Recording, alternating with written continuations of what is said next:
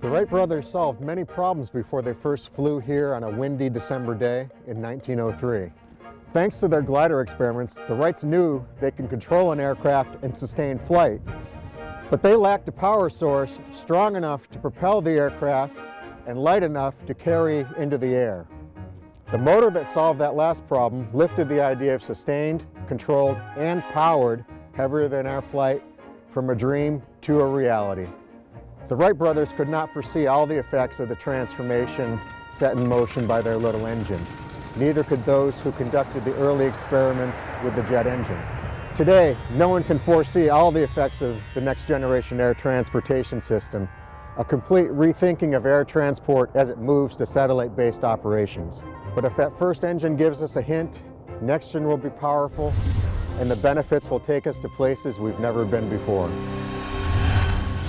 Next Gen is a turning point in aviation history, as breathtaking as the first generation of flight. That transformation took a big step when Wilbur Wright tried to find someone to build an airplane engine. He sent detailed specs to 10 companies for an engine that would produce at least 8 horsepower and weigh no more than 200 pounds. Within a month, all 10 companies wrote back to say it can't be done. So the Wrights' own mechanic, a man they hired to help them in their bicycle shop, set out to create the impossible engine. Years later, Charlie Taylor told a reporter, "My only experience with a gasoline engine was an attempt to repair one in an automobile in 1901. Yet within 6 weeks, he produced the first airplane engine, an aluminum motor that generated nearly 13 horsepower and weighed only 170 pounds. Once Taylor proved it could be done, of course, airplane engines became more efficient. But the next transformation in power was the jet engine.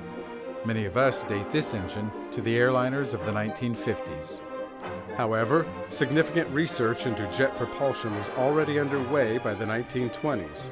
Only 20 years after the first simple airplane engine, the case was being made for the jet age. So why did it take 30 more years for the jet age to arrive? Because there was no market for jet engines in the 1920s.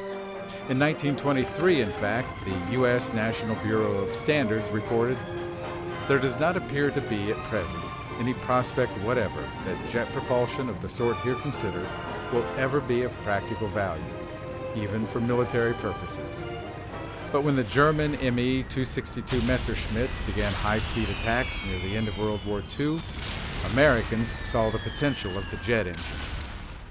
After the war, as aviation overtook rail for long-distance travel in the United States, American industry made the business case for jet-powered flight. By the late 50s, the Boeing 707, the first successful jet airliner, transformed flight, and as passengers rushed aboard, the entire infrastructure of air travel changed too. Sleepy airfields with a hangar or two, maybe even a terminal building, weren't going to cut it anymore. New facilities had to be created to handle reservations, ticketing, and baggage. Quaint Idlewild Airport on Long Island welcomed groundbreaking Pan Am and TWA terminals built to accommodate the 707 before the airport changed its name to Kennedy International. People from all segments of aviation, manufacturers, operators, labor, civic authorities, government regulators, were involved in the incremental improvements and major investments that gave us modern aviation. As 727s, 747s, DC-10s, and others began filling the skies, the FAA created a new generation of air traffic control. New generation computers combined radar and transponder information, giving controllers unique aircraft IDs on their scopes. As a result, jet engines didn't just bring speed and power, they led to astonishing levels of safety and performance.